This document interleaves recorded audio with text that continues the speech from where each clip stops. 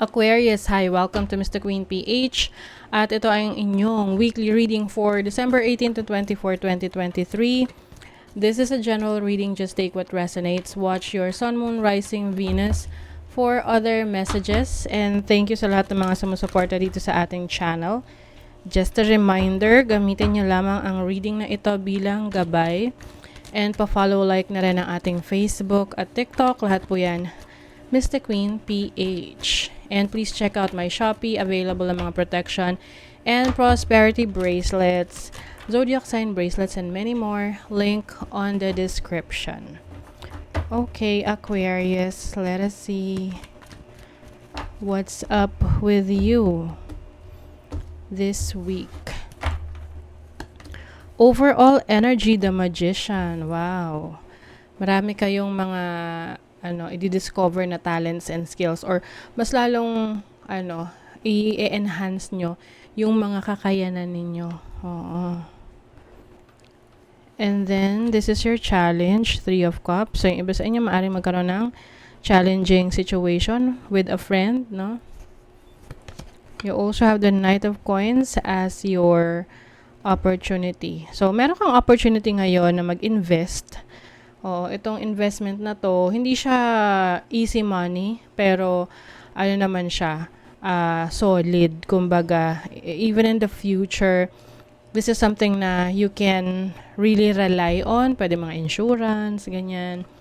Or pwede ring real estate na mga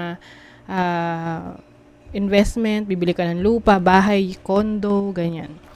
So, your blessing is the Justice card. So, this is bringing justice into your life. So, karma rin to. So, if you've been doing great things, good things in life, so definitely, blessings are coming in para sa inyo. And, yung iba, maaring, kung merong mga taong gumawa ng hindi maganda sa inyo, no? So, makukuha nyo na yung justice na dinideserve ninyo. Let's clarify the Magician. What is the Magician? You have the 10 of Swords.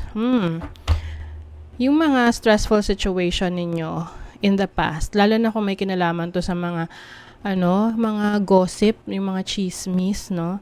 Ito ay matatapos na kasi kaya nyo nang ipagtanggol yung sarili ninyo. Ang nakukuha ko ritong message is the truth is coming out. The truth is setting you free.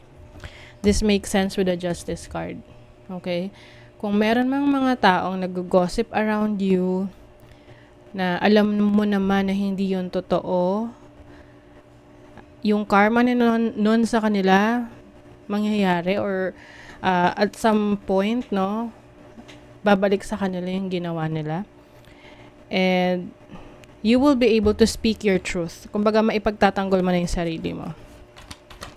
What is the 3 of Cups? Lalo na kung issue to with friends, no? Pwede nagkaroon kayo ng problema.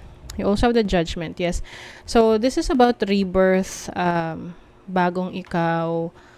Ang daming energy ng karma rito. So, if you've been doing great things, no, wala ka namang ginagawang masama or tinatapakang ibang tao, then the good karma is going to you. Okay? Pero I'm seeing na medyo mahirap para sa'yo natanggapin yung experience mo sa isang kaibigan na minsan naging malapit talaga sa'yo. Na parang some of you feeling betrayed. What is the Knight of Coins? The 2 of Swords. Ayan, meron ka major decision related to your finances. Kung saan mo dadalhin yung pera mo, kung saan ka mag-i-invest, paano mo palalaguin, no?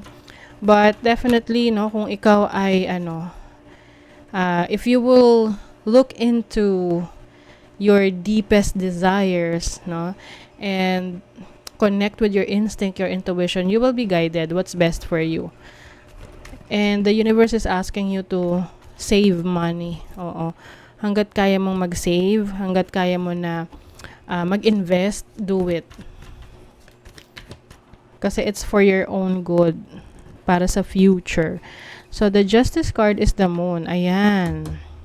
The Moon is about anything hidden, secrets. So, meron talagang revelation dito. Something is going to be revealed sa'yo. Okay? At least, alam mo na yung totoo. Alam mo na yung katotohanan. Yun nga lang, yung iba sa inyo rito, may mga endings ng connections, relationships, friendships. Because of the truth that is going to come out. Yes, meron ka ring ngayon, a lot of, parang maraming nakatingin sa'yo ngayon, maraming pumupuna sa ginagawa mo, or you are center of attention ngayon. Yung iba sa inyo, nag-aalala kayo sa mga bagay na hindi nyo pa nagagawa. Oo. Oo, 'di ba? Kasi may delay.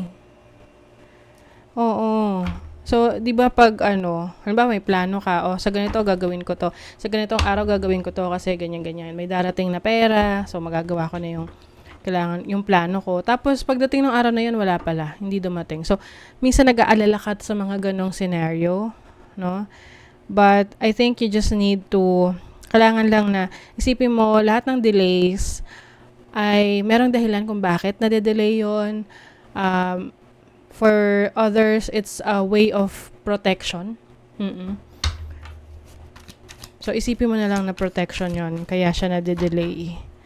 So, let's see naman your kaperahan, money, career, finances, energies for Aquarius. Ayun na nga, be careful daw in making decisions with your finances. Prioritize your needs over your wants. So, unahin muna daw yung mga pangangailangan. Yung iba, meron kayong opportunity to be a teacher, trainer. Oo. Lalo na kung meron kang skills, no? Yung skill set mo na yun, pwede mo siyang pagkakitaan. In any way, in any form, pwedeng creative, pwedeng you are self-employed, pwede namang you will be working with other people. You have this leadership qualities in terms of teaching others. Yes, taking chances. Yung iba, you are going to take some risks. Kumbaga, susugal ka sa career mo, sa business, sa investment. So, just make sure it's a well-calculated risk. Okay? Hindi buong savings mo ay isusugal mo na doon. So, dapat, sabi put your eggs in many baskets. Diba? So, this week, you are going to focus on your family. Mas mag-e-effort ka, no, na makipag-connect sa family mo. Kumbaga, kung medyo hindi ka nakapagbigay ng oras at panahon sa kanila dahil busy ka, so ngayong week na to, babawi ka sa kanila. You will do things for them. You're also going to reassess your situation. You have the right to change your mind. So, ayun. Maaring meron kang i-reconsider na decision in the past. Okay? So, that is your reading, Aquarius. Kung nagustuhan nyo ito, naka-resonate kayo, mag-comment kayo dyan. Like, share, subscribe para lagi kayong updated sa ating mga readings. Thank you so much, Aquarius. See you again.